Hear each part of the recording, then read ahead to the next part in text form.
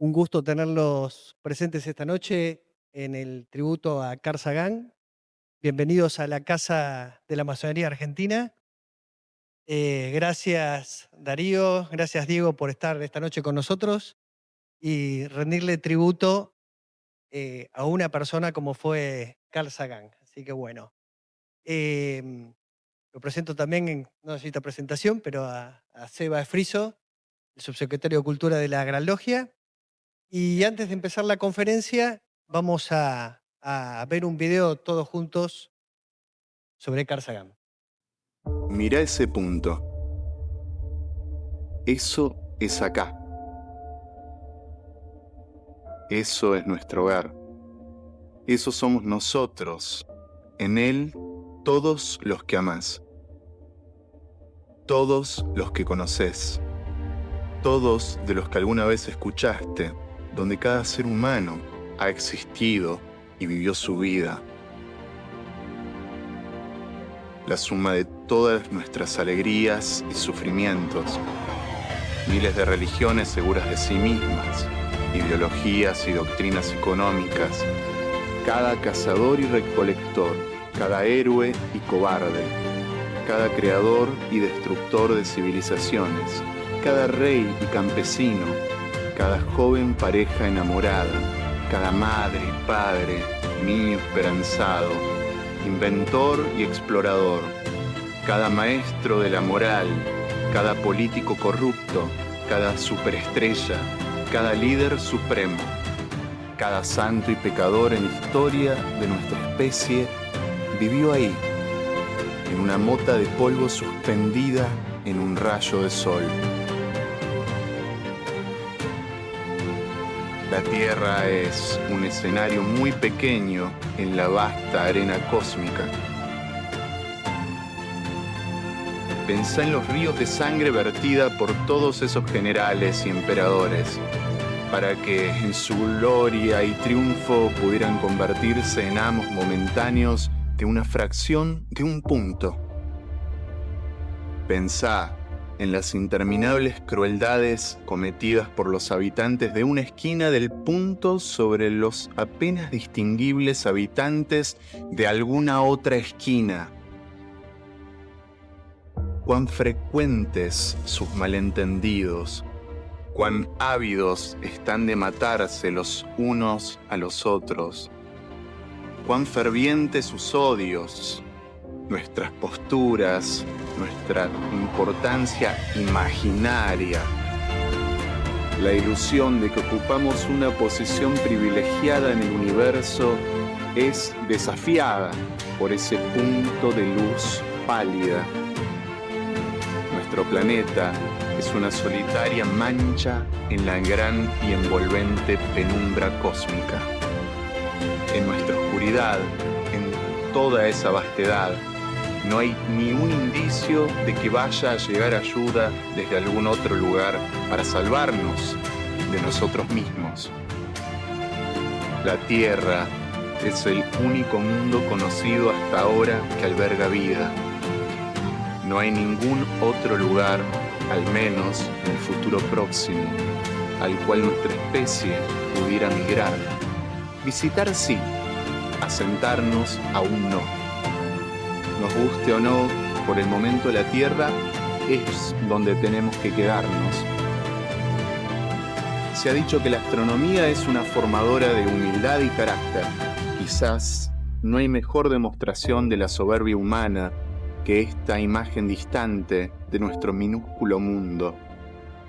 Para mí, subraya nuestra responsabilidad de tratarnos más amablemente los unos a los otros y de preservar y apreciar el pálido punto azul, el único hogar que hemos conocido.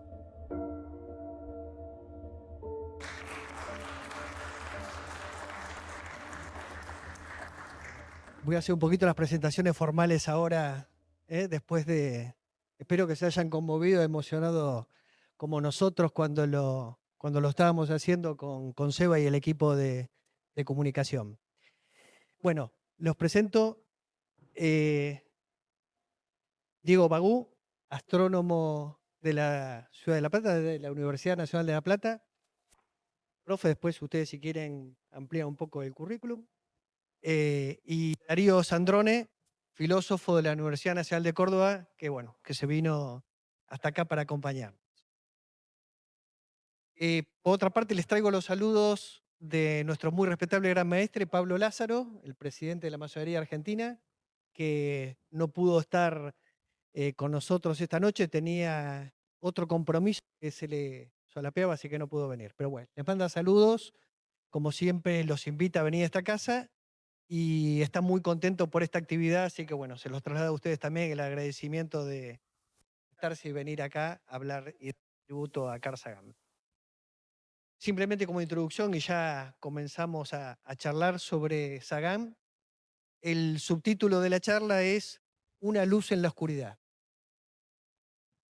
Un título que lo elegimos justamente porque tiene que ver íntimamente con la relación de la masonería y Sagan en una frase logró sintetizar lo mismo que a nosotros nos conmueve, nos moviliza y nos hace tener fe y creer que es posible un futuro mejor, primero para nosotros mismos, como propone la masonería, en un camino individual y un camino colectivo.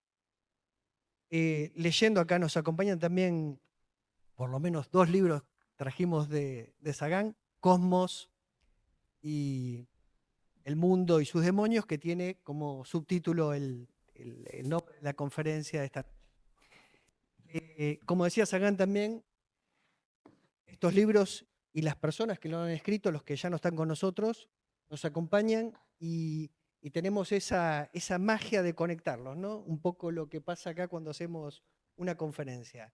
Los revivimos de alguna forma. Bueno, bienvenidos y ya comenzamos la charla. Así que el que quiera tomar la palabra. No los veo, parecemos chicos de escuela. Bueno, Diego, te veo acá cerquita, así que... Bueno, buenas noches. Gracias, Mariano. En nombre tuyo agradezco a la Masonería Argentina por esta invitación. Particularmente es una invitación y un momento muy, muy lindo, muy especial para mí, porque más allá de haber estudiado astronomía, y que es la pasión, una de las pasiones de mi vida, otra de mis pasiones es la divulgación científica, como bien sabes. Y tuve la fortuna de hablar muchas veces de astronomía en distintos lugares, en distintos momentos, pero nunca una charla sobre Carl Sagan. Así que para mí es muy movilizante. Porque aparte, y en esto no soy absolutamente nada original, yo soy astrónomo por Carl Sagan. Gran parte de mi vida está influenciada por Carl Sagan. Y cuando digo gran parte de mi vida es que yo elegí ser astrónomo a los 6 años porque cuando tenía 6 años se estrenaba Cosmos a nivel mundial, allá por 1980. Y como hablábamos hace un ratito con Darío, eso para mí fue un viaje de ida, para nunca más volver. Así que bueno, Carl Sagan ha influenciado y va a seguir influenciando. Eso es algo notable, ¿sí? El legado de las personas, porque en definitiva lo que queda siempre es el legado de las personas, ¿no? Y vaya si este hombre dejó un legado. Habrá generaciones de nuevos astrónomos gracias a su legado, así que me parece que eso es de una relevancia impresionante.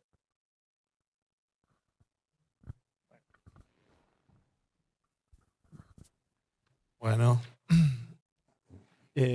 también, al igual que Diego, agradecer muchísimo la invitación a participar de este homenaje. Bueno, a Sebastián, a Mariano y a Diego que hacerte compartir esta charla sobre Carl Sagan. Yo vengo de la filosofía y por eso no me animaba mucho. Yo quería arrancar un poco esta charla con un dato de la astronomía, pero le preguntaba a Diego si era correcto para no meter la pata, no empezar diciendo una burrada. Pero ya es un lugar común que se suele usar esta metáfora de que cuando uno ve una estrella lejana, en realidad lo que está viendo, dado que esa luz que a uno le llega recorrió millones de años en el espacio para llegar, lo que uno está viendo es algo que sucedió hace mucho tiempo en el pasado, ¿no? En muchas ocasiones esas estrellas quizás ya se han extinguido, entonces uno está viendo una estrella que en realidad no existe y es muy loco eso, ¿no? Muy paradójico que uno esté viendo algo que ya no existe, ¿no? Uno estaría tentado a decir que sigue existiendo, si yo lo estoy viendo es algo que existe, pero bueno, uno por lo menos podría decir que existió. Y yo quería arrancar por ahí con ese hecho astronómico, con ese conocimiento astronómico, porque eh, cuando me invitaron a hablar de Carl Sagan, yo pensaba que era una metáfora de lo que para mí representa Carl Sagan, porque a diferencia de Diego, yo no había nacido cuando se estrenó Cosmos, ¿no? Es decir, yo nací en el año 83 y Cosmos se estrena entre septiembre y diciembre, entre septiembre del 80. Y de hecho, mi infancia y mi adolescencia pasó totalmente desapercibido, Carl Sagan, tengo que decirlo. Pero de grande, cuando uno ya le empezó a interesar un poco la ciencia y empezó a estudiar filosofía y tenía materias como filosofía de la ciencia, epistemología de la ciencia natural y empezó a estudiar los problemas filosóficos que hay en el conocimiento astronómico, siempre había una referencia a Carl Sagan. Y era un poco como una luz porque yo decía, ¿quién será? No, ya no está más. Era un programa de los 80, ¿no? Pero que sin embargo tenía una presencia en mis profesores, ¿no? En gente que realmente había quedado marcado por su programa.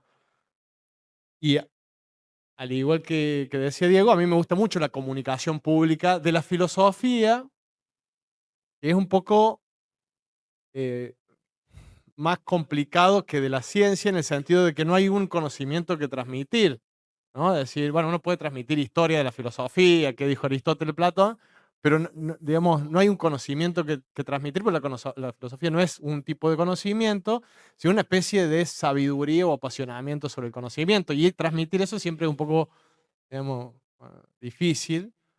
Uno tiene que arreglárselas, pero quiero volver sobre ese punto, por el punto de la comunicación, ¿no? Pero quisiera decir unas cositas antes para volver a ese punto. Em, yo creo que tanto en el video que hemos visto, como por ejemplo en el primer capítulo de Cosmos, que es una maravilla, está Carl Sagan en una nave espacial y arranca desde lejanas galaxias y llega a la nuestra y de la nuestra a nuestro planeta y nuestro planeta, hasta que casi como un accidente hay unos seres que somos nosotros. Pero yo creo que en esa manera de presentar la cuestión, a mí me parece que hay una presentación, una estética, ¿no? O sea, no te lo dice en el contenido, pero te lo está mostrando de una manera, que es una manera muy alejada del antropocentrismo, ¿no? Es decir, tradicionalmente nuestra especie, desde que aparecen las culturas más antiguas, y nosotros somos el centro, y a partir de ahí vemos el universo, ¿no? Y en estos segundos que inicia el primer capítulo del Cosmos, te da vuelta la historia. O sea, no hay centro. O sea, el cosmos viene de cualquier lado, elijan un punto en el que ustedes quieran y de allá venimos y llegamos a nosotros. Se suele decir que hay tres grandes heridas narcisistas al humano, ¿no? Con Copérnico dejamos de estar en el centro del universo. Con Darwin dejamos de estar en el centro de la vida biológica. Y con Freud o con Marx, nuestra razón deja de estar en el centro de la humanidad. Es decir, nuestros actos tienen motivaciones que no siempre son conscientes y no siempre son racionales. O sea que ni siquiera nuestra conciencia es el centro de nuestra vida, digamos, ¿no? Y yo creo que Carl Sagan mete el dedo en la llaga de las tres heridas narcisistas, ¿no? Porque el mensaje permanentemente es de la insignificancia, ¿no? Es decir, no quiero hacer una valoración sobre eso, pero quiero decir que ese es el mensaje permanente. O sea, sí, digamos, hay una provocación ahí, pero el mensaje es temas que son filosóficamente relevantes desde siempre, que son cuál es nuestro lugar en el mundo, qué rol juega en la manera en que existimos el azar, ¿no? Si somos efectivamente el producto de una serie de hechos azarosos que desembocan en esto que estamos haciendo acá, o hay una especie de necesidad o de plan divino por el cual nosotros no somos el producto de un montón de hechos azarosos, sino que efectivamente tenemos que estar acá porque somos especiales, es decir, somos significativos. Mira, Carl Sagan somos más bien esta, ¿no? Una esquina, pero que es allá, una esquina del punto azul pálido en el espacio, ¿no? Eh, y yo creo que ahí es de los rasgos de su mirada, que como decíamos con Diego, más bien lo decía él y yo suscribía, más que libro de astronomías o de un pensamiento astronómico o un conocimiento astronómico, hay una reflexión filosófica, ¿no? Hay una reflexión filosófica que tiene que ver, para mí, yo lo propongo después para que lo charlemos, con estos temas, ¿no? Usa el conocimiento astronómico para reflexionar sobre estas cosas que tienen que ver con los seres humanos, ¿no? Y lo usa muy bien, y lo usa muy hábilmente, digamos, ¿no?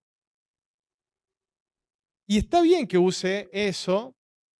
Yo acá me traje el prólogo del libro Cosmos, porque claro, sale el programa Cosmos, 3 episodios, y él después saca un libro que se publica en el 81, corregime Diego cualquier cosa, y donde él dice, bueno, el libro está mejor porque puede profundizar muchas cosas que el formato televisivo no le deja por ahí profundizar, entonces tiene como 250 imágenes, en la prosa él profundiza algunas cuestiones, ¿no? Y para mí hay 3 ejes en ese prólogo que para mí definen un poco la mirada de Sagan. Una es esta, ¿no? La de la mirada más bien que en el ser humano mismo, o en lo que nosotros consideramos de nosotros mismos como seres humanos, no necesariamente están todas las claves de lo que nos pasa como seres humanos, ¿no? Sino que hay que mirar a lo no humano y a lo que está fuera de la escala humana y que incluso fuera de la escala de la comprensión humana, ¿no? Es decir, necesito un parrafito voy a tratar de leer poco, pero no quiero parafrasearlo porque me parece una picardía teniéndolo acá escrito lo que escribió de su puño y letra, ¿no? Nosotros formamos parte del cosmos en un sentido real y profundo, de este cosmos del que nacimos en él y que nuestro destino depende íntimamente de él. Los acontecimientos humanos más básicos y las cosas más triviales están conectadas con el universo y con sus orígenes. Eh, Efectivamente ahí hay un punto que es, si queremos entender lo que somos como humanos, corramos el eje del humano, porque quizá en lo que no es humano, en las escalas cósmicas, podemos encontrar muchas respuestas de lo que nos pasa, de lo que somos y de lo que pensamos y de lo que hacemos, ¿no? Eh,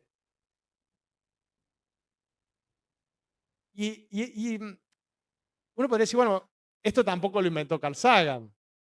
Digo, las culturas primitivas, perdón, no tengo que usar la palabra primitiva. Las culturas antiguas, no, pero en serio le digo, ¿no? Las culturas antiguas,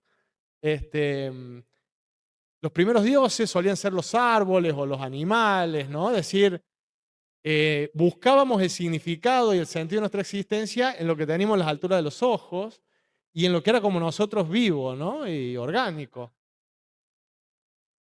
Louis Mumford, un historiador norteamericano también muy interesante, decía que el verdadero cambio cultural se da cuando levantamos la mirada y empezamos a, más bien, no fijarnos tanto en lo que tenemos a la altura de los ojos y cercanamente, sino en los astros, ¿no? Los griegos, ya Platón, Aristóteles estudian, miran al cielo y tratan de entender cosas ahí, pero sobre todo esta idea de que lo que nos pasa a nosotros puede estar influenciado por cosas que están fuera de nuestro control y nuestro alcance, como son los planetas, que es una de las dificultades del conocimiento astronómico, no se puede operar con las cosas que uno estudia, ¿no? A diferencia de los biólogos que pueden hacer experimentos, el astrónomo no puede mover un par de planetas a ver qué pasa, digamos, ¿no? Pero bueno, las estaciones, las mareas, ¿no? Los los cambios en los astros, los eclipses que modifican cosas en nuestro entorno, empiezan a dar pautas para cuándo hacer las cosechas, cuándo hacer los viajes, ¿no? Cuándo realizar determinadas actividades. Y parece que empieza a haber conexiones entre lo que no controlamos y que está fuera de nuestro alcance y lo que creemos controlar y que está dentro de nuestro alcance, ¿no? O sea, ese descubrimiento muy, muy antiguo de nuestras civilizaciones, que según Mumford nos permite hacer obras a gran escala, porque podemos tener cierta, navegación, ¿no? Que las estrellas y su regularidad, que es justamente Aristóteles distingue el mundo sublunar del supralunar, porque en el mundo supralunar los movimientos son regulares, mientras que acá pueden pasar los seres vivos se corrompen, se enferman, cambian su comportamiento, nosotros no somos todos iguales ni hacemos las mismas cosas, pero el mundo supralunar parece que es más rígido, ¿no? Por eso lo imaginaba con unas esferas que siempre quieren imposible que se salieran de su eje. Yo diría que ese cambio, que además implica otros dioses, ¿no? El rayo, el trueno, las constelaciones, los dioses dejan de ser los árboles, los perros, ¿no? El ganado, y pasan a estar a nivel cósmico. Este, es un descubrimiento cultural que en Sagan adquiere también el carácter científico. La ciencia, uno podría decir que es un fenómeno relativamente moderno, ¿no? La palabra científico no debe tener más de 250 años. Eh, Y este parrafito que yo leí, me parece a mí que lo inscribe a Sagan en esa vieja tradición de mirar los astros para explicar lo que nos pasa a nosotros, obviamente a partir del conocimiento científico. Tengo algo más que decir, pero tengo miedo de extenderme mucho. No sé si quieren que circulemos y después sí, mejor. Gracias. Bueno, ¿cómo están? Eh, bueno, para mí es como un cruz enorme porque después de escuchar tu acento cordobés, eh, saber que vos venís de La Plata. Estamos hoy conmemorando también el Día de la Tradición. Es como que estamos atravesados por unas líneas invisibles masónicas. Para nosotros son súper importantes. Para nosotros es el año en el que conmemoramos a Joaquín B. González, que tanto tiene que ver con la Universidad de La Plata. Y muy pronto vamos a hablar hoy del observatorio, como les contaba antes. Pero yo quería arrancar quería arrancar por algo que vos dijiste de la estética, ¿no? Para mí, Carl Sagan es un símbolo ya. Se ha transformado en un símbolo de una estética, de una palabra bellísima que aparece en el video que vimos, que es de la amabilidad. Y acá me quiero meter con un concepto que es filosófico, pero solo porque lo usa él justamente en el libro que lleva por título esta charla, Una luz en la oscuridad, que es el último libro que él publica antes de morir. Ahí después se publica uno, pero es póstumo, naturalmente. ¿Por qué un científico de la talla de Carl Sagan tiene la necesidad de escribir este libro, Una luz en la oscuridad?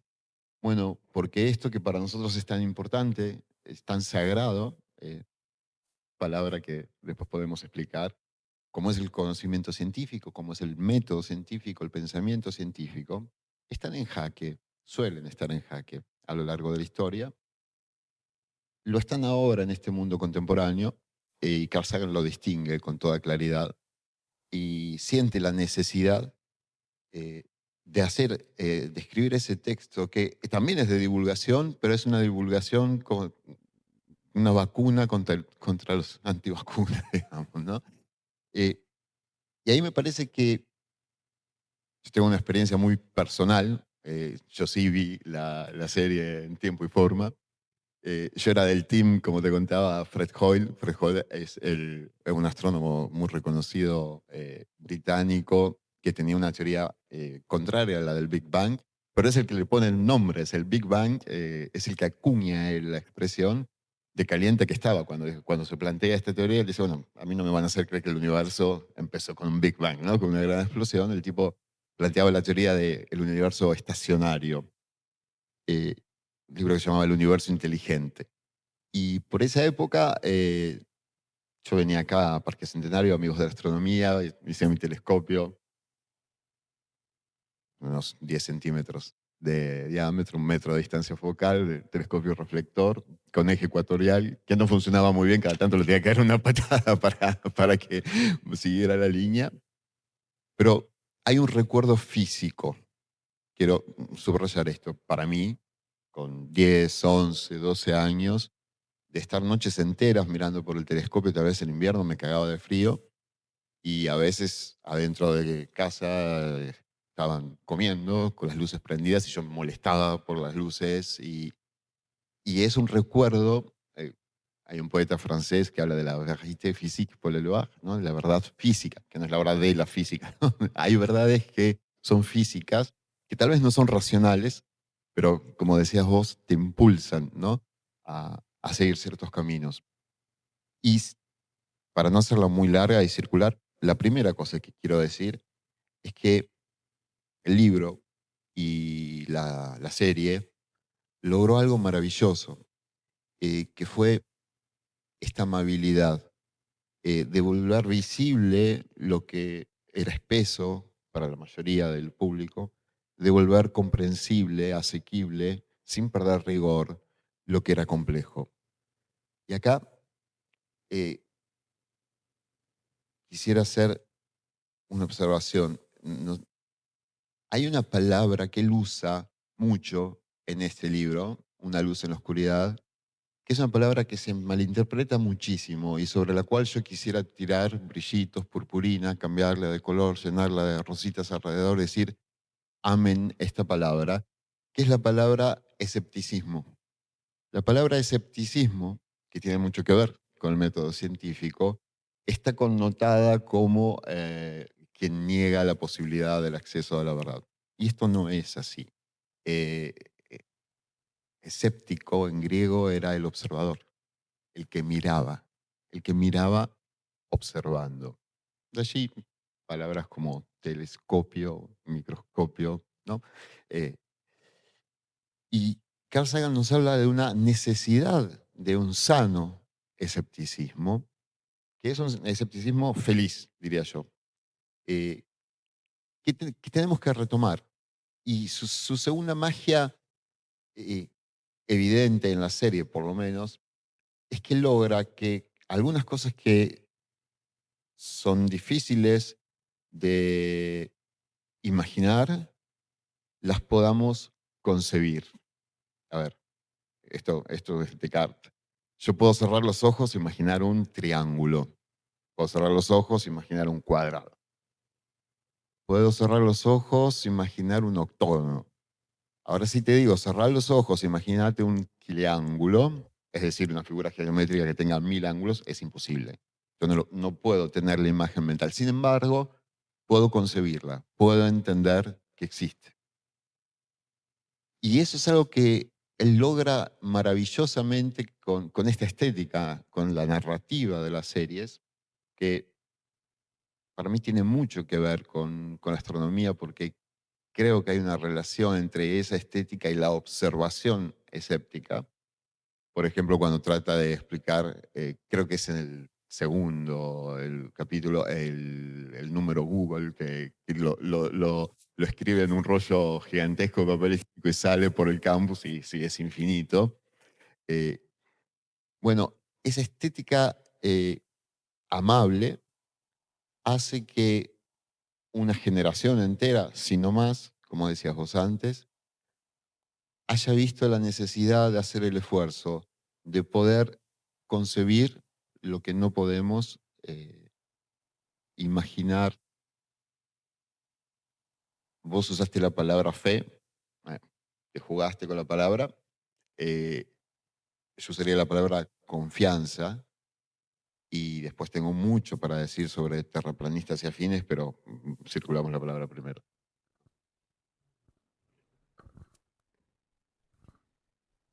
Lo que comentaron eh, Darío, Sebastián, me da pie para hacer uno o dos comentarios sobre la estética y sobre el escepticismo. Sobre todo lo segundo me llega mucho. Lo primero también, Carr fue no solamente fue un extraordinario divulgador científico, para muchísima gente, me incluyo por supuesto, el mejor. Pero aparte fue también un extraordinario investigador, porque muchas veces eso queda soslayado, ¿sí? De hecho, eh, el legado que deja Carl Sagan es, bueno, motivo por el cual hoy nos reunimos un grupo de amigos a conversar de esto y en el mundo entero estas actividades se realizan. Pero déjenme decirles que en su momento, si se me permite la expresión, fue un paria, sobre todo en su comunidad astronómica.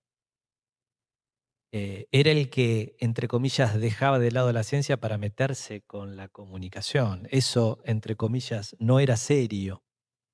Bueno, los tiempos han cambiado en ese sentido para mejor, creo, ¿no? Eh, y más allá de ser un extraordinario divulgador, el mejor, a mi criterio, y un extraordinario científico, para mí fue un poeta también. Eh, yo me hubiese encantado conocerlo, ¿no? No soy original para eso.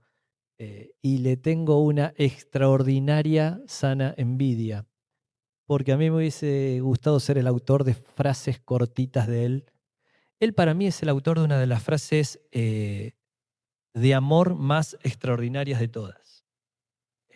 La frase que alguien le puede decir a su ser amado, a su ser amada, desde mi punto de vista, una de las más lindas la escribió él.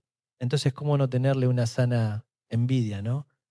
Y esa frase está en la dedicatoria de Cosmos, cuando se lo dedica a su esposa, en ese momento Andrian, que fue la productora de Cosmos, una extraordinaria artista. Y la frase es increíble, porque más allá del amor que encierra la frase, es increíble, marca lo que vos decías, Darío, cómo en pocas palabras él podía expresar el cosmos, ¿no? O vos, Seba, cómo poder visualizarlo, ¿no? Entonces él dice algo así como, con los riesgos de parafrasearlo, ¿no? En la inmensidad del tiempo y en la vastitud del espacio, mi alegría es compartir un planeta y una época con Annie.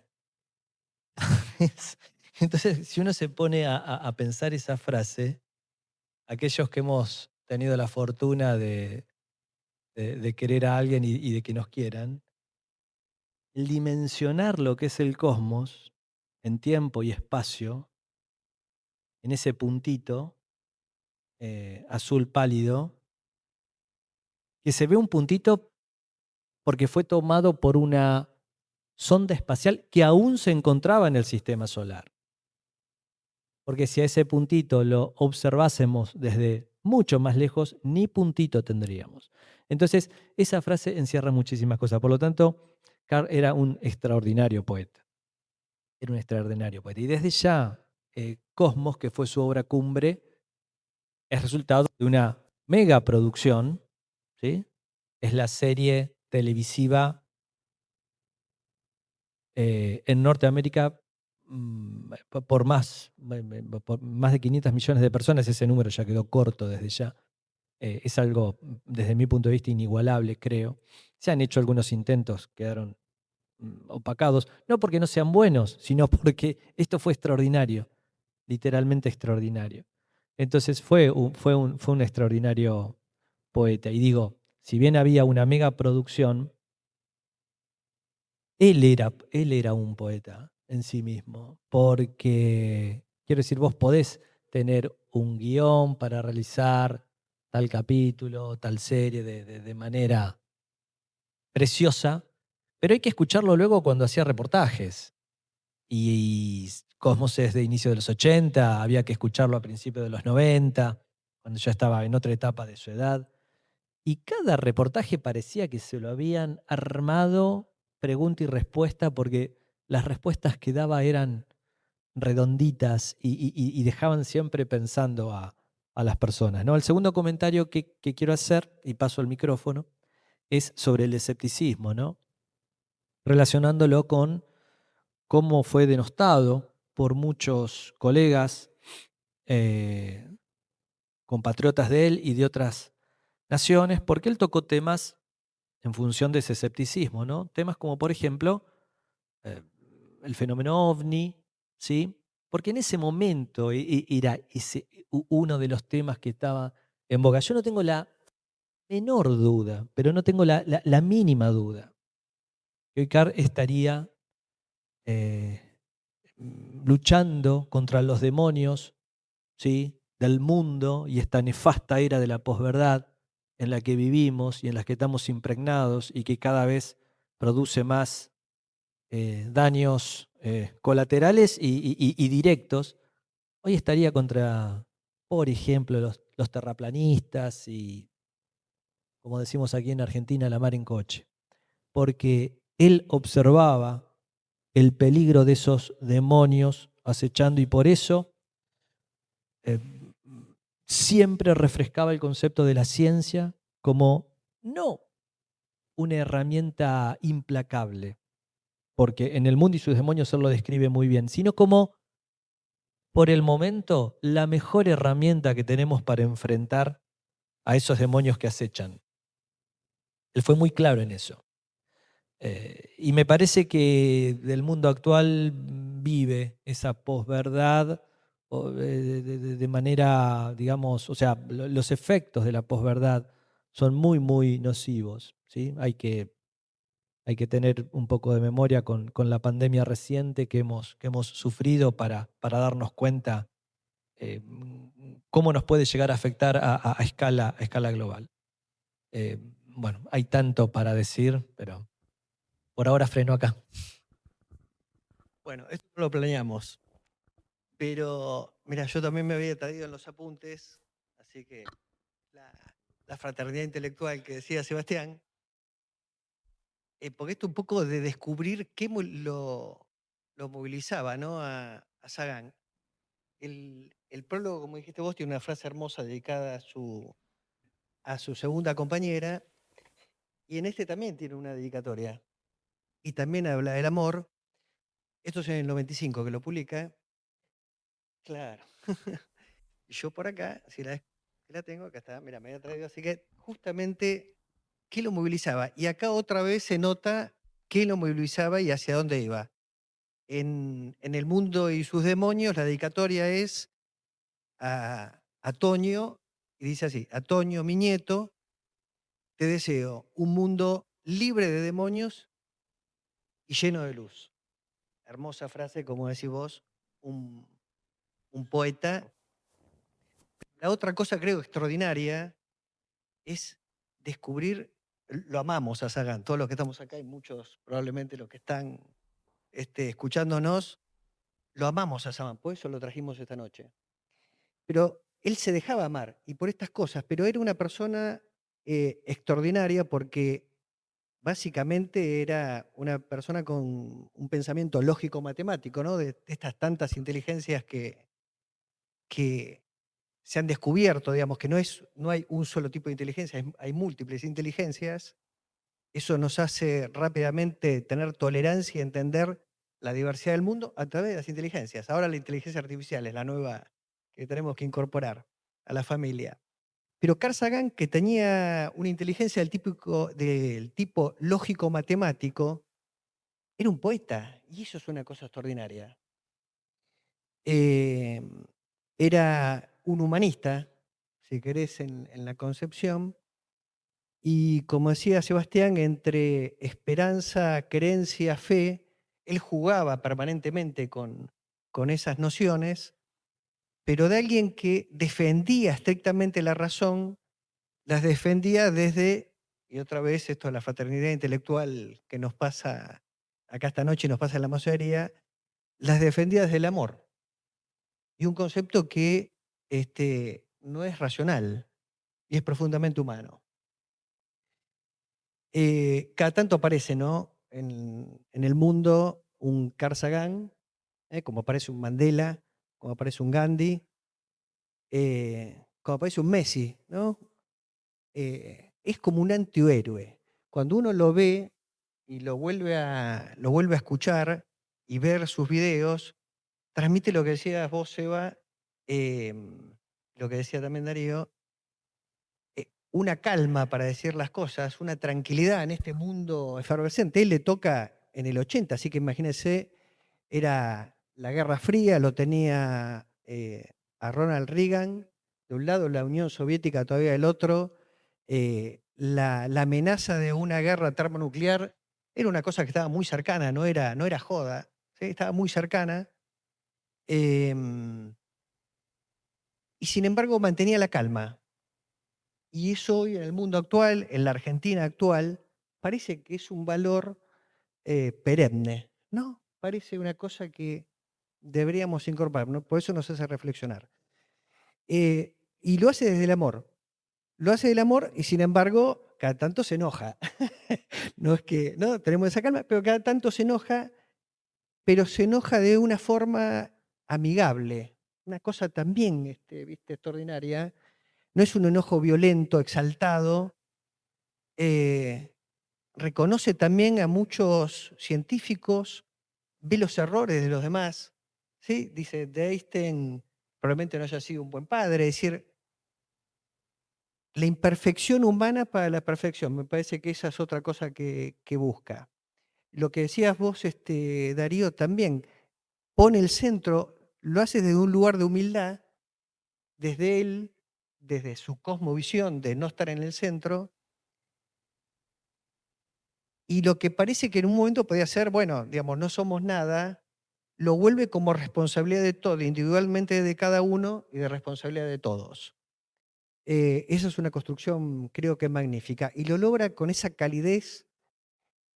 Yo volví a mirar Cosmos otra vez, obviamente de nuevo, y les cuento algunas cosas que los invito a que la miren. Cuando camina, recorre el mundo con Cosmos, ¿no? En un momento va a lo que son las ruinas de la Biblioteca de Alejandría.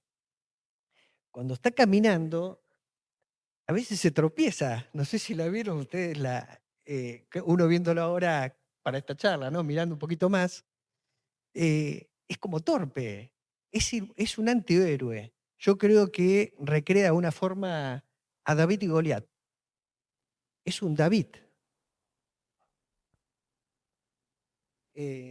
Peleando con un Goliat enorme, indefinido, que es lo antirracional, lo violento, la naturaleza violenta que está en nosotros.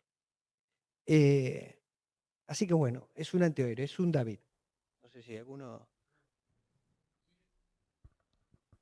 Te robo un minuto. Hablando de la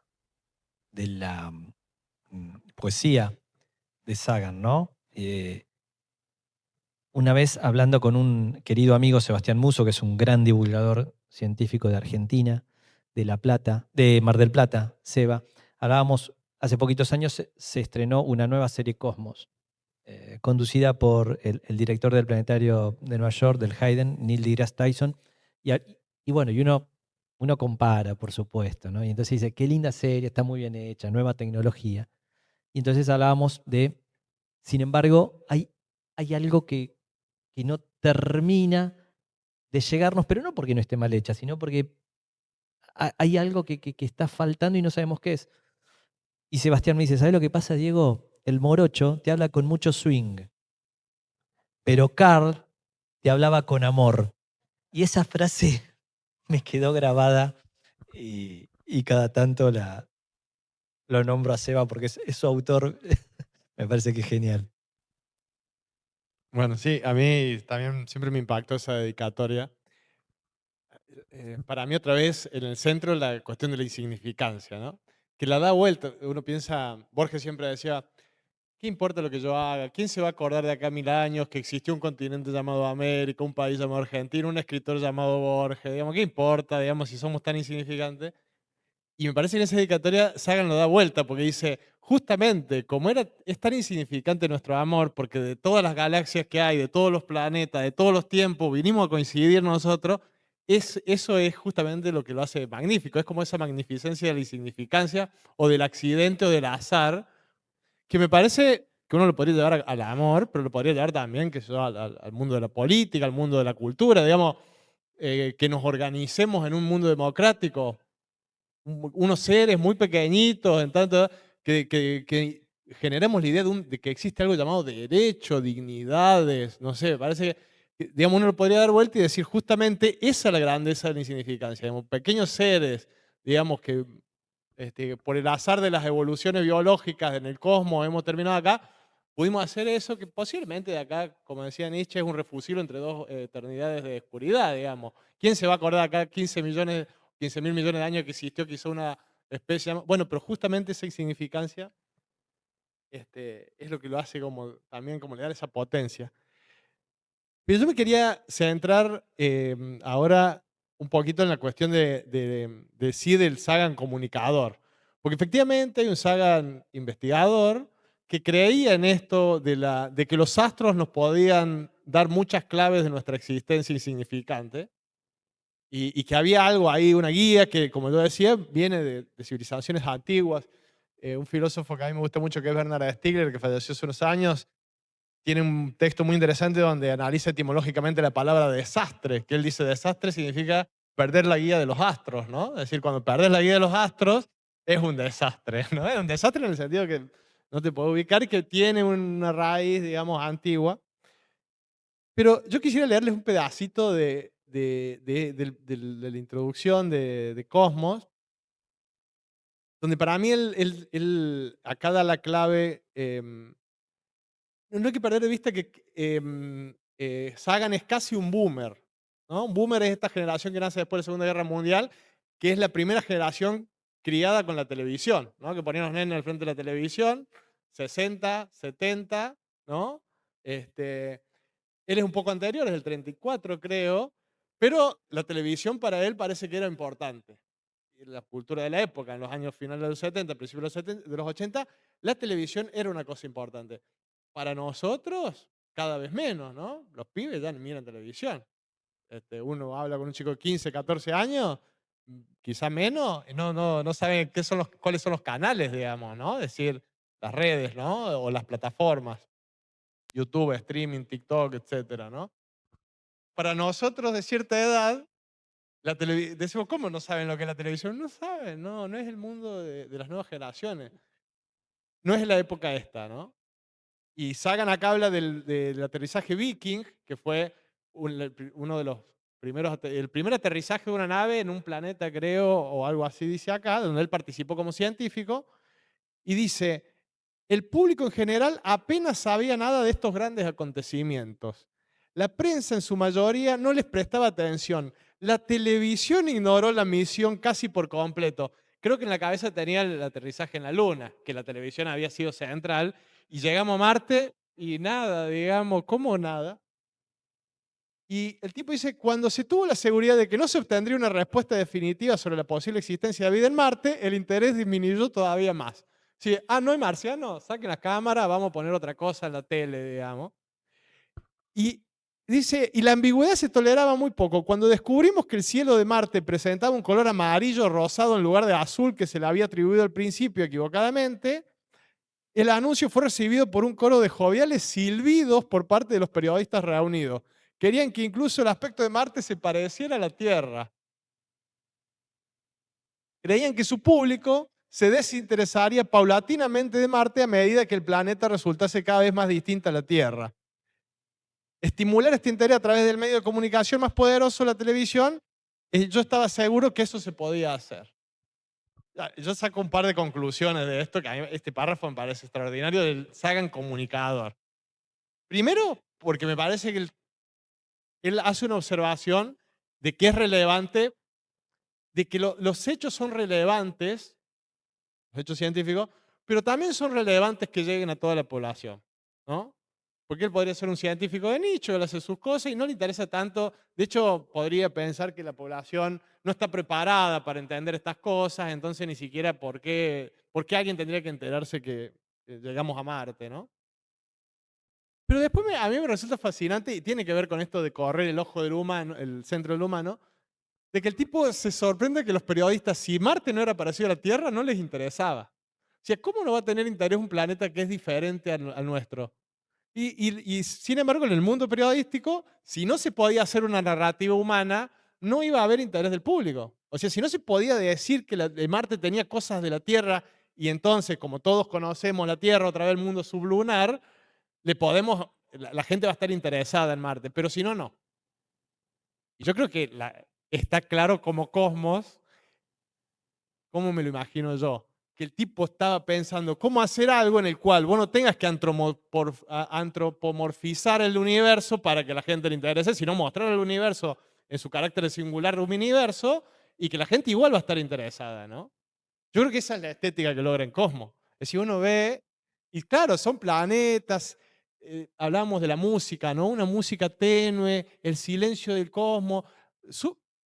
Es totalmente anti-televisivo eso, ¿no? Y sin embargo, uno no puede dejar de Cosmos, digamos. O sea, para mí un logro ahí comunicacional, una estética, que es fantástica, y que no se había hecho, y que a partir de ahí todos quisieron hacer eso, o sea, ¿no? Y después me parece que esto me parece bien político que se hagan. El rechazo a lo otro. Marte, como si es otro, no tiene interés. No tiene interés mediático. Siempre tenemos que convertir a lo otro en términos nuestros, si no, a la gente no le va a interesar, o a nosotros no le va a interesar mostrarle a la gente, ¿no? Me hace acordar mucho, perdón si hago una digresión acá, al libro de A Solaris, el libro de Stanislaw Lem, escritor de ciencia ficción, creo que es polaco, Stanislaw Lem.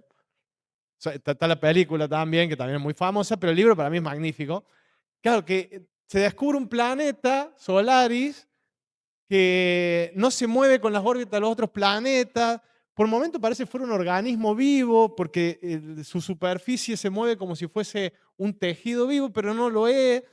Se funda una ciencia, la solarística, 50 años mandando sondas, investigadores, libros, la solarística, hasta que finalmente, como no podemos incluir en nuestra categoría, ni es de lo vivo, ni es de lo astronómico, no sabemos qué, se abandona y la solarística ya nadie la estudia, el planeta nadie le da bolilla, queda.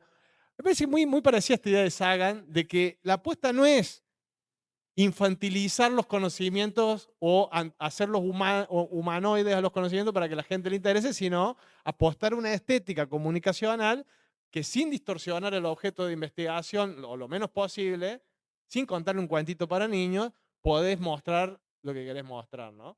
Que es muy difícil de hacer, pero que bueno, creo que con 140 millones de espectadores, creo que le ha ido bien, digamos, con esa idea, ¿no? Y lo otro que pensaba yo era, claro, el medio de comunicación, televisión, es un medio muy diferente al que tenemos ahora, ¿no? O sea, es un medio centralizado. Es un medio que tiene autoridades. Es un medio que tiene quien decide esto se muestra y esto no se muestra. Parece un medio mucho más autoritario, ¿no? Las redes, hay un discurso más, digámoslo así, democrático, ¿no? Todos podemos subir nuestro contenido, todos podemos ver, ¿no? Nadie te va a decir a vos que lo que estás diciendo no es verdad, y si te lo dice es mi punto de vista. Y sin embargo parece ser que ese medio de comunicación, de los cuales habría que diferenciar democrático con masivo, tal vez, lo dejo ahí, después lo podemos discutir, justamente es el medio que ha fortalecido corrientes, digamos, anticientificistas o anticientíficas, como los terraplanistas, ¿no? Negacionismos. Quizá, como decía McLuhan, las redes de comunicacionales habilitan también un viejo impulso humano que son las tribalizaciones, armar tribus, ¿no? Entonces, los terraplanistas a mí me da la sensación que les interesa poco si la Tierra es plana o no, sino armar su tribu y sentirse como perteneciente a un grupo que lo defiende, ¿no? Y que tiene como su sentido de pertenencia ahí. Pero sí, yo pensaba lo mismo que decía recién Diego. Bueno, evidentemente Carl Sagan, digo, tampoco podemos hablar por alguien que no está, pero sería un gran crítico de esas nuevas corrientes y defendería eso. Pero sin embargo yo no dejaría de obviar la cuestión de comunicacional, porque hay algo en los cambios de los medios de comunicación, de nuestro ecosistema de comunicación, que tiene que tener que ver, y que no es todo contenido, ¿no? Sino que son formas también, o que en la forma está el mensaje, ¿no? Y que Sagan lo que hizo fue una forma. O sea, el contenido vos del programa lo podías leer en cualquier enciclopedia, pero la forma que él descubrió y que él la armó como un artesano, no la encontrás en otro lado, y es lo que dice Diego. pone otro tipo y ya no funciona, ¿no? Le pone otra música y ya no funciona. Encontré una forma. Y yo creo que hay que reflexionar sobre las formas actuales, ¿no? O sea, más que discutir si con los terraplanistas, pensar por qué está funcionando esos discursos. Porque tienen adhesiones masivas, millones, ¿no? Hay algo en la forma ahí que está funcionando. Y quizá hay algo en la forma ahí que tenemos que tomar, ¿no? Bueno, dejo ahí. Lo tiro como para discutir después, obviamente, ¿no? Gracias. Bueno, primero sobre la noción de insignificancia. Eh, yo no lo veo, no lo veo tan así. Eh, Vos citabas a Borges. Hay un poema bellísimo de Borges que dice, toma un puñado de arena, suelto y dice, he modificado el desierto, que es bellísimo. Yo lo tomo más por el lado de la aparición de lo maravilloso. Vos mencionaste algo también que es la existencia como una chispa entre dos nadas, que también podríamos pensarlo como una luz en la oscuridad, ¿no? Si lo pienso yo en primera persona. A mí me parece que la ciencia, en el caso de Sagan claramente, pero en general, nos propone una noción de trascendencia, o sea, una espiritualidad laica, si se me permite la expresión, que está llena de grandeza, pero es la grandeza del misterio, es la grandeza del que observa con ánimo sagrado, con ánimo de custodiar la verdad. Lo que pasa con los terraplanistas, más allá del espíritu gregario o no, es que son unos cretinos como los antivacunas y como tantas otras de estas tribus que desprecian la verdad o que son tontos, digamos, una de dos. Pero basta, ¿no? Eh, lo interesante es, para mí, y esto lo decíamos Mariano hace 4 años cuando inaugurábamos esta cosa, paréntesis, recuerdo que Jorge Panesi, el profesor de Teoría y Crítica Literaria de la UBA, cuando se presentó una revista literaria hace años en la UBA, dijo, bueno, les deseo que no tengan el síndrome de la unidad. Yo dije, ¿qué carajo está diciendo? O sea, que no se agote en el primer número, que no lleguen al segundo, que es algo que seguramente pasa en muchas revistas universitarias. Bueno, felizmente aquí no está pasando, está ocurriendo que podemos sostener un discurso que vos mencionaste recién, ¿no? Lo democrático no es necesariamente lo masivo. Y Sagan lo dice en ese libro, es impensable la democracia tal y como la conocemos sin la ciencia. Y yo agregaría, es impensable la cultura humana sin la ciencia. Eh, Así como es impensable la ciencia sin todas estas experiencias poéticas, amorosas, existenciales, que son ese impulso, ¿no? Ese impulso vital que nos llevan a elegir, concebir. Hay mucha grandeza en esa aparente insignificancia. Y hay mucha insignificancia en la grandeza del que te dice ex cátedra, la verdad es así, amén.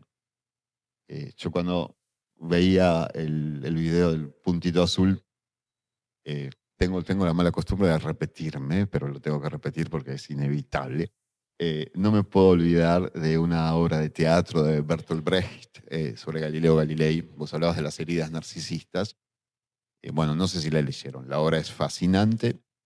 eh, pero bueno, hay una escena que está Galileo con el telescopio y invita a toda la corte de Firenze para que venga a ver que realmente la cosa funcionaba y eh, que se podían ver planetas y hasta satélites. Eh, Uno, cura, dice, no necesito ver, yo ya leí mi Aristóteles, y así van pasando, ¿no? Pero cuando termina esta historia y la Inquisición empieza el proceso, esto es en la obra de Bertolt Brecht, hay un personaje que era su asistente, un pibe muy joven, que dice, yo puedo entender la persecución. Y Galileo se sorprende, le dice, ¿por qué? Si estás de acuerdo conmigo en que esto es verdad. Dice, bueno, porque yo me levanto y pienso en mis viejos, que son labradores, que cultivan, imaginemos la Toscana de esa época, ¿no? Que trabajan de sol a sol para ganarse el pan, además pan sin sal por los impuestos. Eh, y que lo único que los sostiene es escuchar cada domingo que ellos son el centro del universo, que están siendo observados por un Padre Celestial. Si vos mañana les decís que están haciendo esta vida desmesuradamente trabajosa mientras giran en una mota de polvo por el universo, es como si le sacaras el piso debajo de los pies. Y acá quiero volver a lo que dijimos hace 4 años. Porque hace 4 años yo tuve que explicar por qué la Subsecretaría de Cultura estaba en un ciclo que se llamaba Masonería y Ciencia. Y me acuerdo que dije, porque tenemos que tener el coraje de tener miedo. Cambiemos tener miedo, que es un poco fuerte, por estar preocupados. Porque allí donde hay terraplanistas, donde hay negacionistas del cambio climático, donde hay antivacunas, pareciera como que pudiéramos unir puntos como isobaras, isotermas y ver que también surgen neototalitarismos. Pareciera que van de la mano. Entonces es un desafío muy grande pensar que lo que la ciencia representa no es solo el conocimiento específico de cada área específica, la astronomía, la biología, la antropología, etcétera, sino además una forma de vida cultural que ya es constitutiva de lo que nosotros conocemos como construcción de ciudadanía y que hoy está en jaque y que un sucedáneo de las ciencias como es la tecnología, paradójicamente está dando el discurso y está democratizando el discurso, pero al mismo tiempo está generando un efecto no ya de violencia, sino de crueldad. De crueldad. La violencia es comprensible en el ámbito natural. La crueldad es algo específicamente humano y tiene mucho que ver con la velocidad con la que se puede propagar este negacionismo, me da igual de qué cosa, ¿no? Este negacionismo que desprecia la noción de verdad y que no tiene tiempo de sentarse, lo que estamos haciendo ahora. O sea, nadie se banca a ver esto en Instagram. Nadie está más de un minuto, si llega a un minuto, ¿verdad?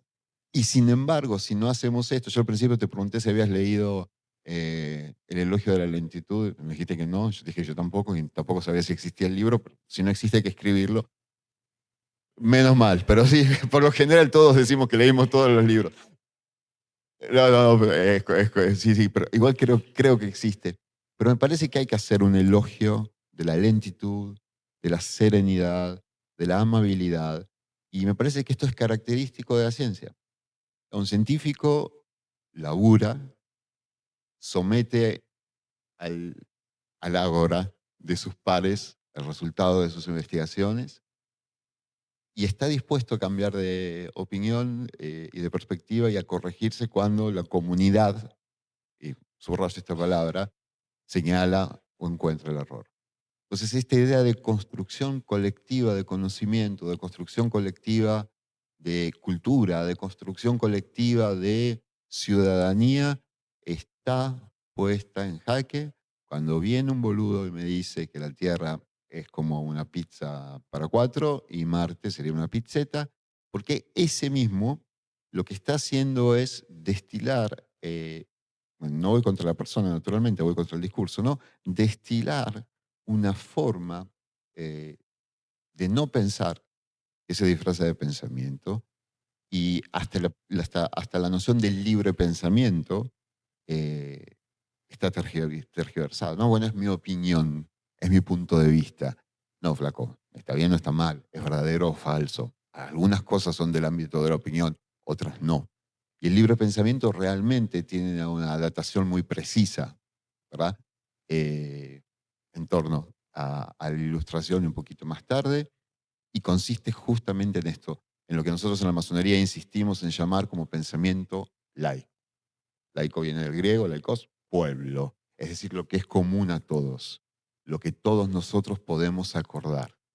Y creo que me sigue impactando que un hombre tan amable, tan cordial, tan atento, tan sonriente, yo si pienso en Carl Sagan inmediatamente lo veo con una sonrisa, haya sentido la necesidad de que su último libro fuera justamente ese, para entrar en la cuestión de ciencia y democracia.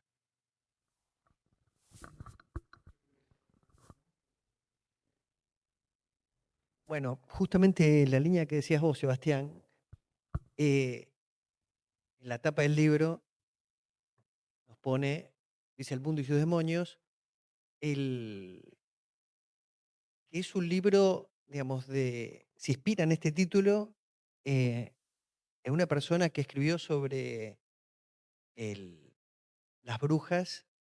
Vos tenés un libro, me acuerdo haberlo visto en tu casa, sobre, digamos, toda la construcción que hay sobre la persecución y cómo pasa en la Edad Media la persecución a las brujas. Muy, muy interesante. Em, a mí lo que me asombra y la preocupación que tiene él, y lo refleja en la tapa, es que la luz es una velita.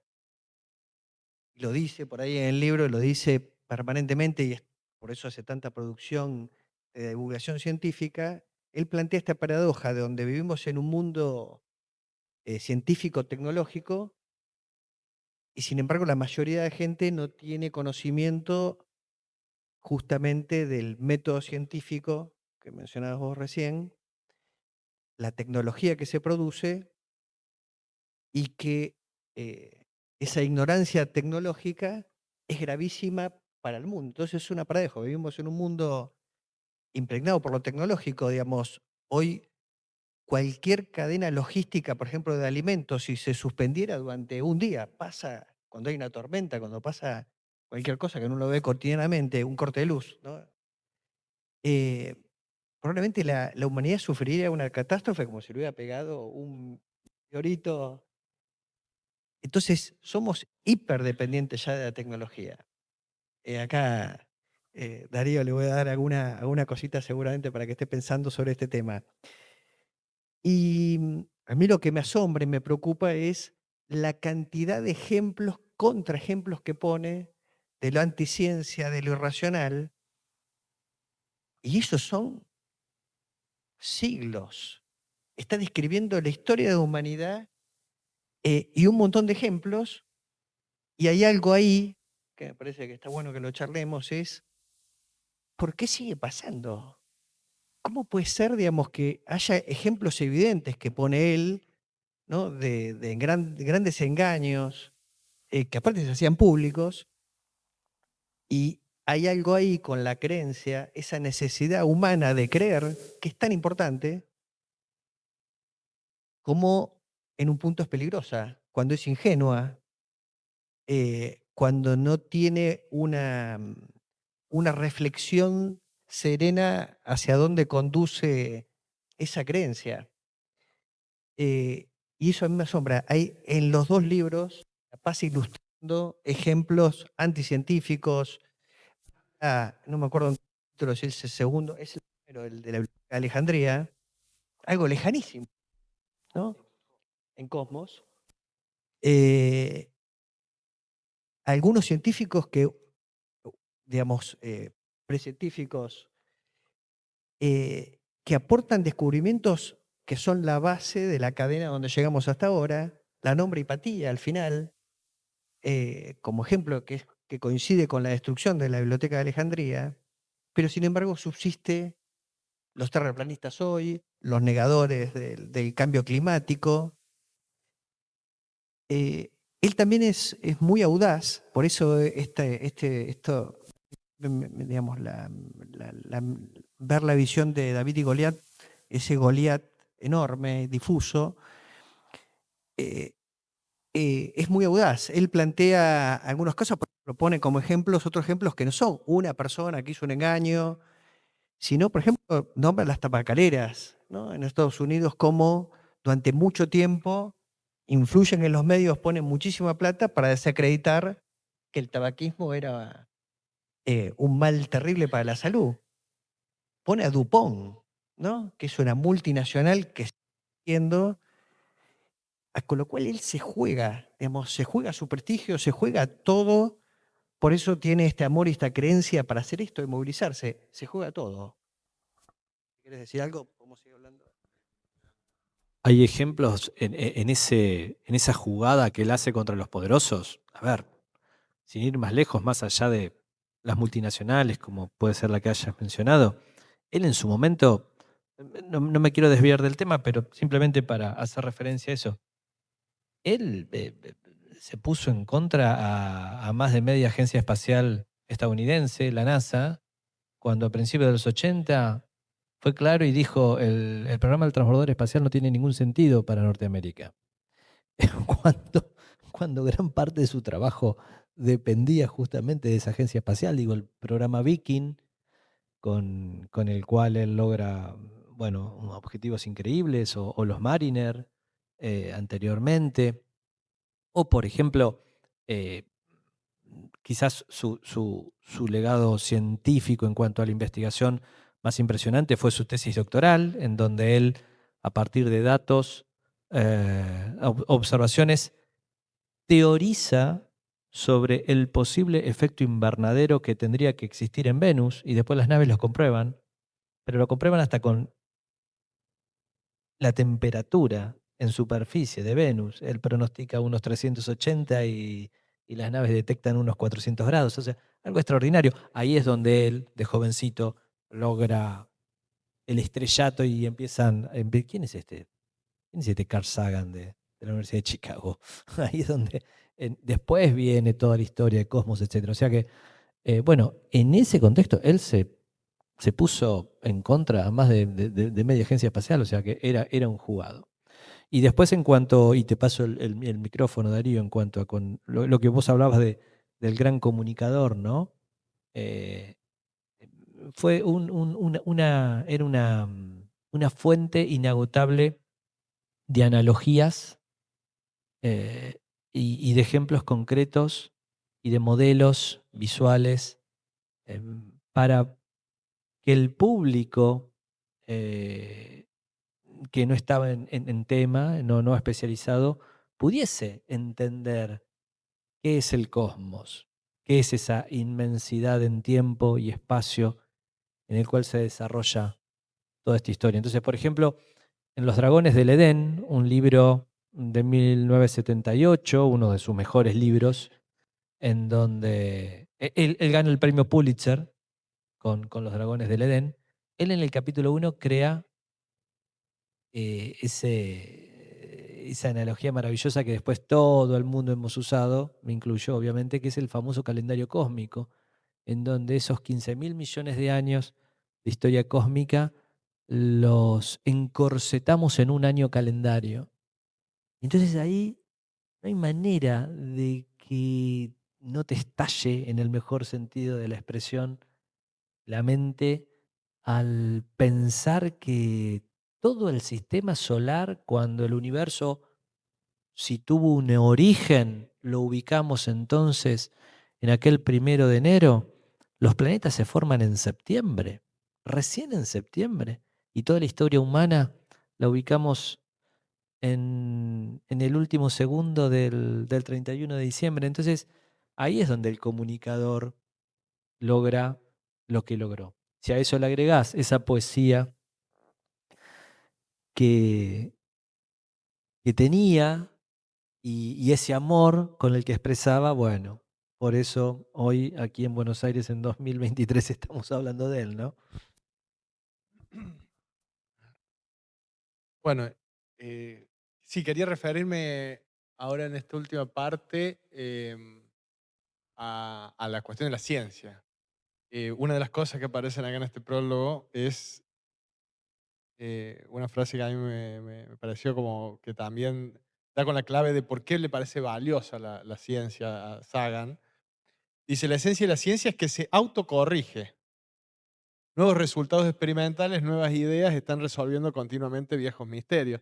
Ahí uno parece que es la clave de lo que le irrita, por ejemplo, a las corrientes como terraplanistas, porque uno dice, bueno, la gracia de ser científico es que vos escribís un paper, lo mandás y te lo agarran 3 colegas y te lo destrozan, te lo mandan y vos te enojás primero, pero después decís, bueno, sí, está bien, esto está mal, esto está mal. O sea, la misma ciencia es un bicho que se corrige a sí mismo incluso a veces destrozando egos, ¿no? Pero bueno, así funciona y esa es la manera en la que tenemos, no de ir hacia la verdad, sino de ir evitando las falsedades, digamos, ¿no? Pues si lo ponemos más falsacionistas que, y no creemos que realmente la ciencia, yo creo que una de las cosas que la ciencia ha abandonado en el siglo XX con física cuántica, etcétera, es que no hay un punto de vista que se pueda dar cuenta de todo en el universo al mismo tiempo, ¿no? Si das cuenta de la posición, no das cuenta de la velocidad, si das cuenta de la velocidad, no puedes dar, o sea, como que siempre se te va a escapar algo, ¿no? Eh, pero y acá voy a quebrar una lanza. Me parece que estamos siendo muy buenos con la ciencia también.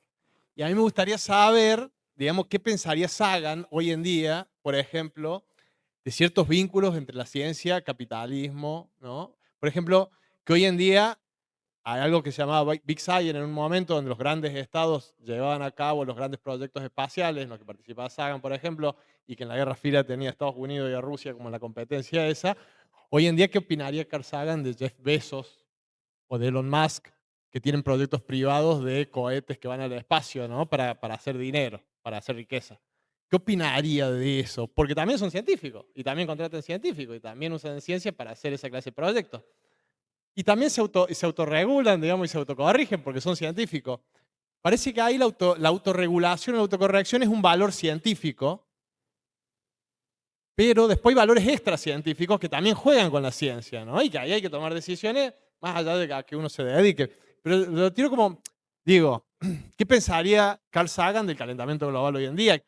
Y, del rol que ha tenido el conocimiento científico para cierto modo de producción, que puede ser una también de los elementos que llevan a esta situación en la que todos estamos empezando a preocuparnos cada vez más.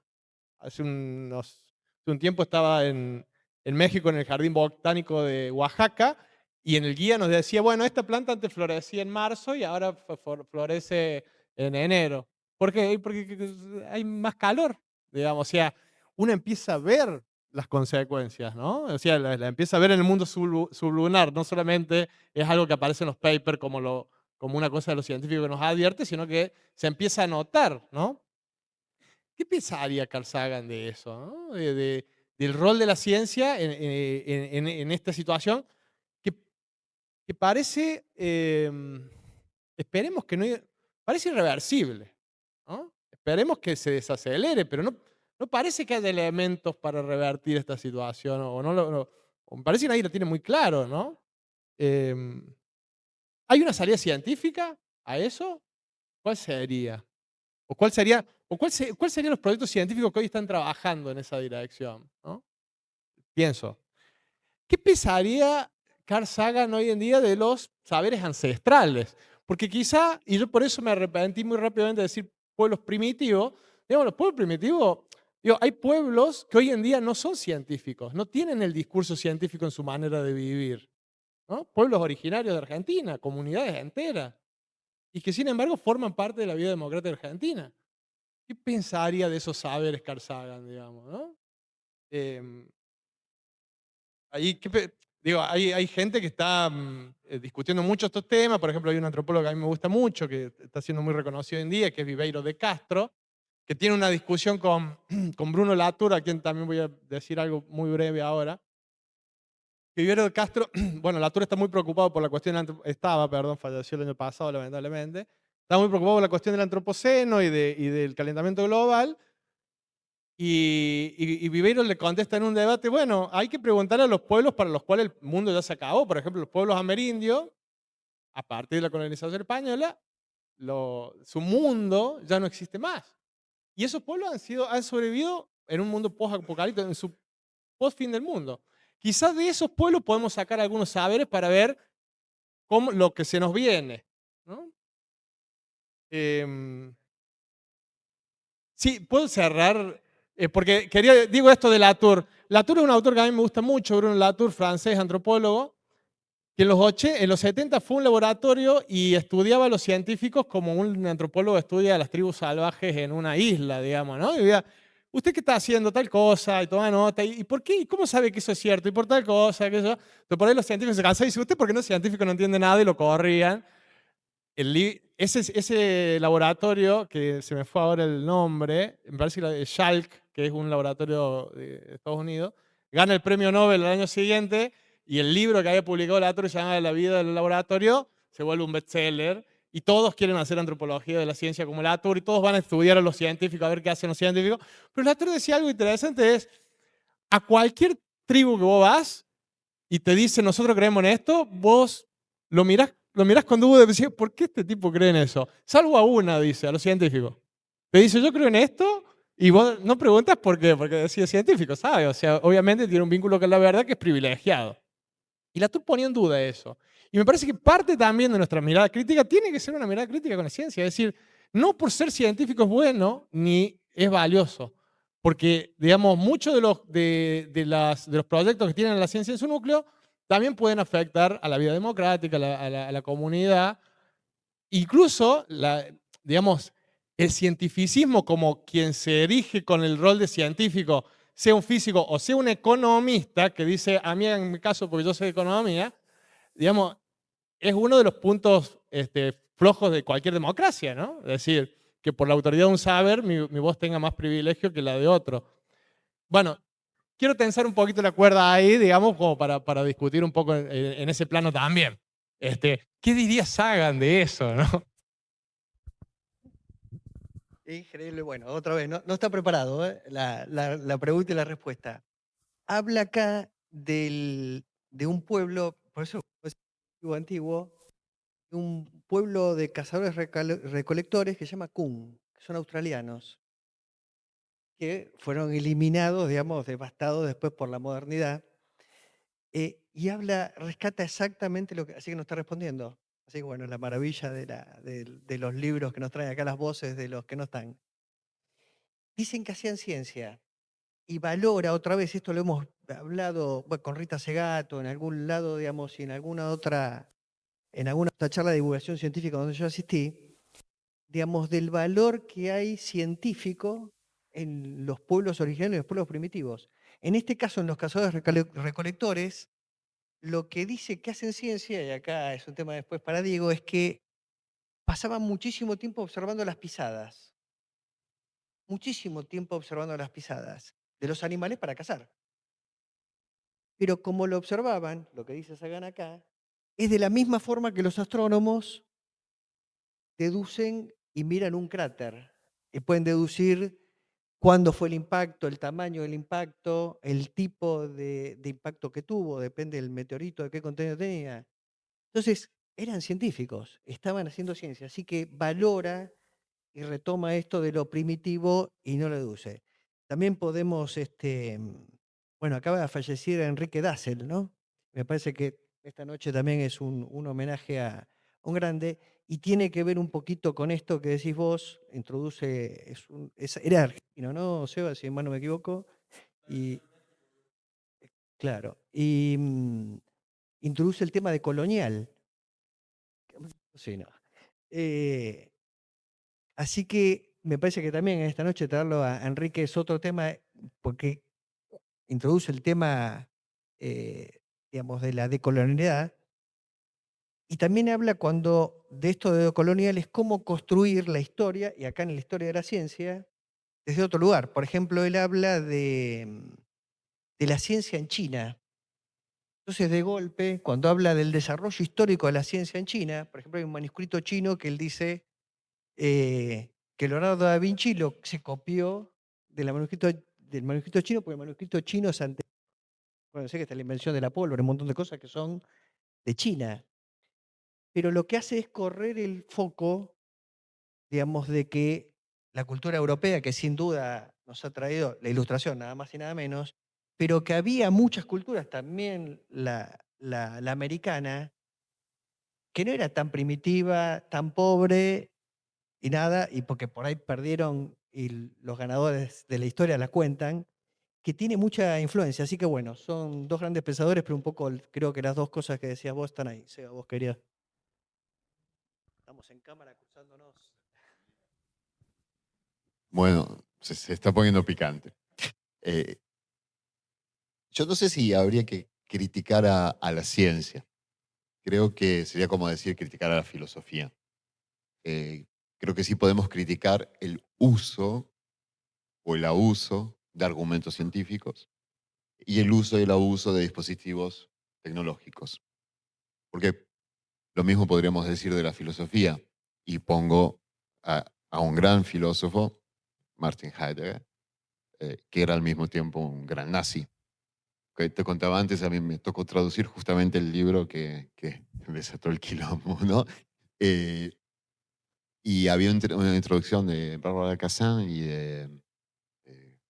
bueno, no me sale ahora el nombre, tipo que laburaba con ella, que dicen, bueno, Heidegger era al mismo tiempo un gran filósofo, Alain Badiou, ahí está, Cassin y Badiou, era al mismo tiempo un gran filósofo y un nazi, punto final. Sin embargo, Heidegger era un tipo inteligente, claramente, y para el caso en cuestión, él hace un planteo, desde mi punto de vista, interesante, y después voy a hacer una defensa de lo que llamamos ciencia sensu stricto. Eh, Hay un ejemplo que seguramente conoces, que es el del tótem australiano. Heidegger dice, bueno, estamos delante de un tótem. ¿Qué es? Es sencilla la pregunta. ¿Qué es? Bueno, para unos turistas europeos es un sitio turístico en el cual sacarse selfies. Para antropólogos argentinos es un objeto de estudio de la antropología. Para los pueblos nativos de ese espacio que construyeron ese tótem es un dios. Ni siquiera la representación de un dios, es Dios. Entonces, ¿qué es?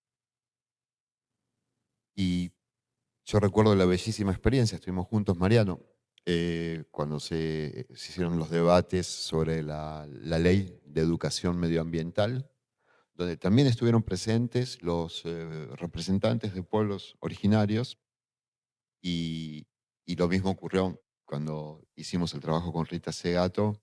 Eh, Uno tiene la sensación de que realmente hay un montón de saberes, un montón de conocimientos que a menudo dejamos de lado o desprestigiamos por esto que Heidegger también llamaba la razón expansiva, es decir, la razón racionalista, hiperracionalista en el sentido occidental, que Heidegger dice es ese dispositivo que es el que se impone a todo.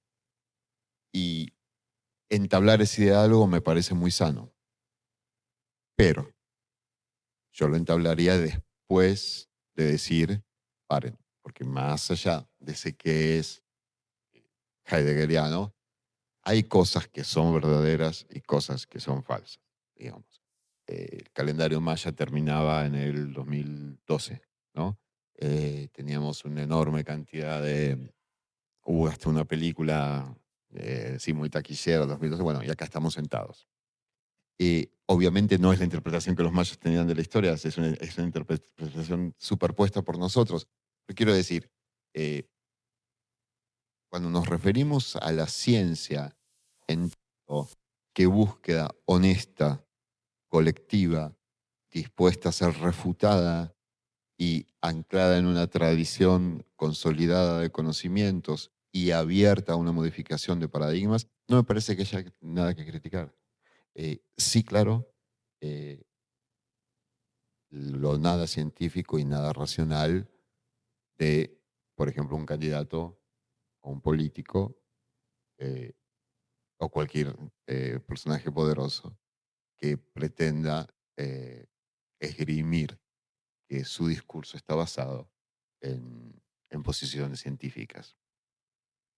O incluso a veces son la contradicción más descarada de las posturas, por lo menos hoy admitidas por la comunidad científica. Yo haría esa distinción, básicamente.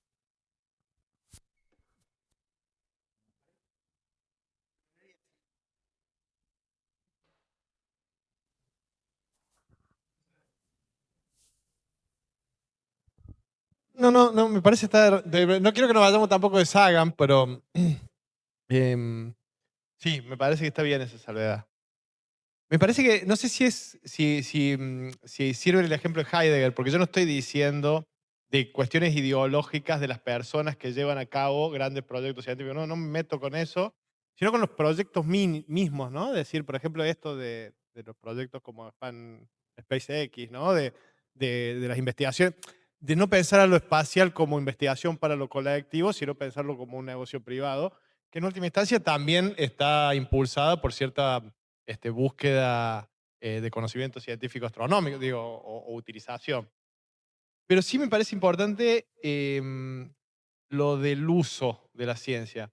Porque a mí me parece que ahí hay que tener cuidado con la noción de uso, y ese sí haría una salvedad, porque la idea de que algo, sea ciencia o sea tecnología, se usa bien o se usa mal, un martillo no es malo, depende para qué le usa o cosas por el estilo, implica un poco la idea de neutralidad, ¿no?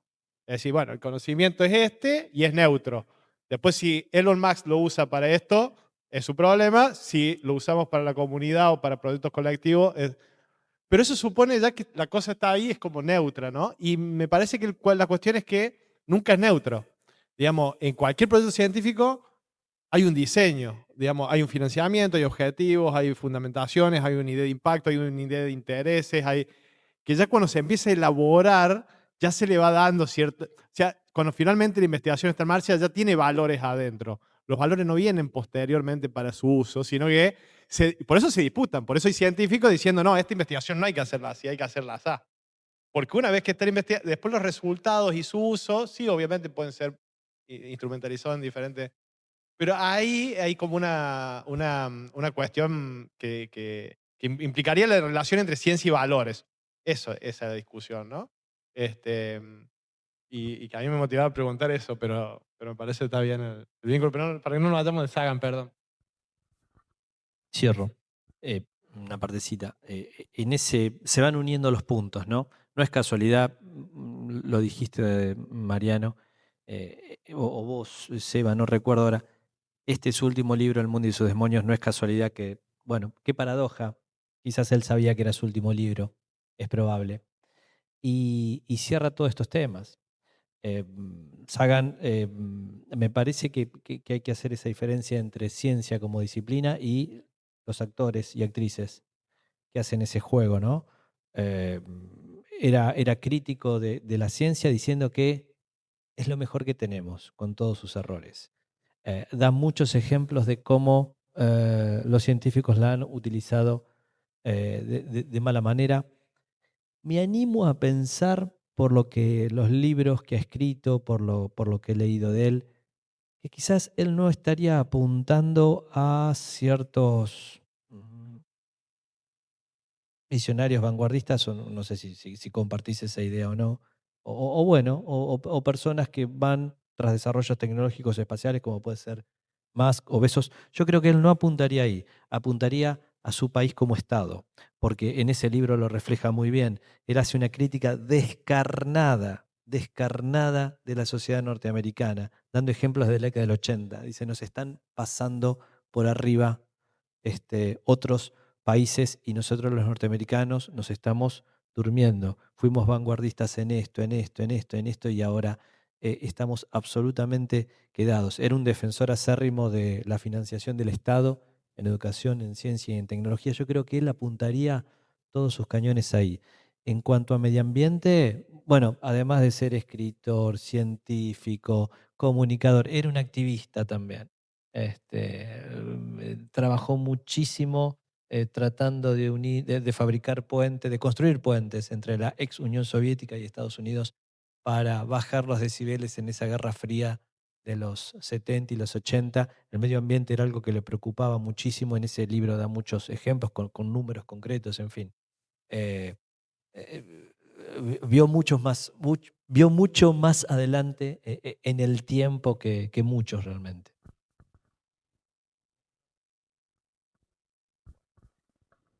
Eh, bueno, simplemente me parece que esta noche no solamente estamos rindiéndole tributo a Carl Sagan, sino también a través de él le estamos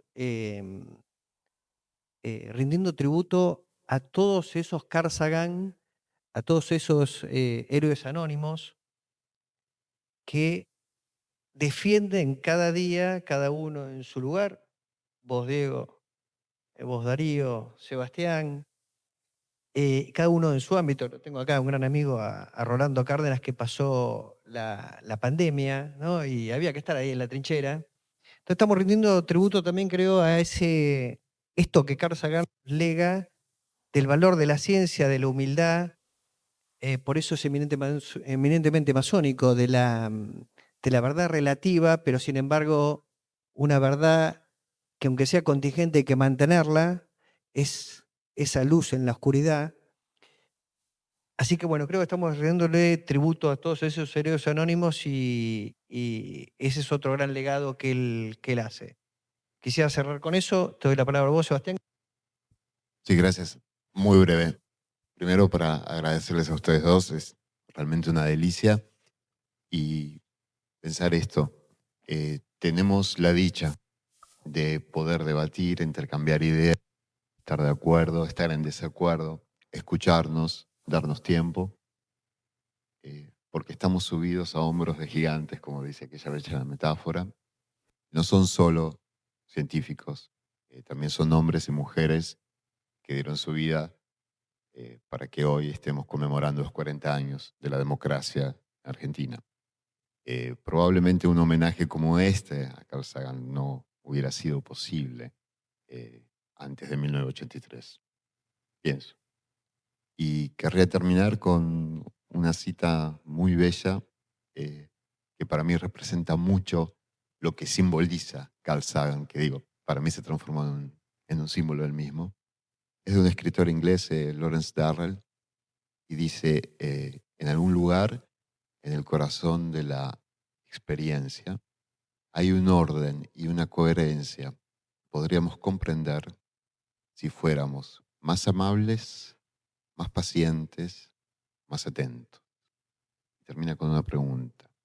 ¿Tendremos tiempo? Entonces, al agradecerle a todos ustedes y a todos ustedes, desearles que tengamos el tiempo en esta chispa entre dos nadas, ser más amables, más atentos y más cuidadosos. Este espacio común. Gracias.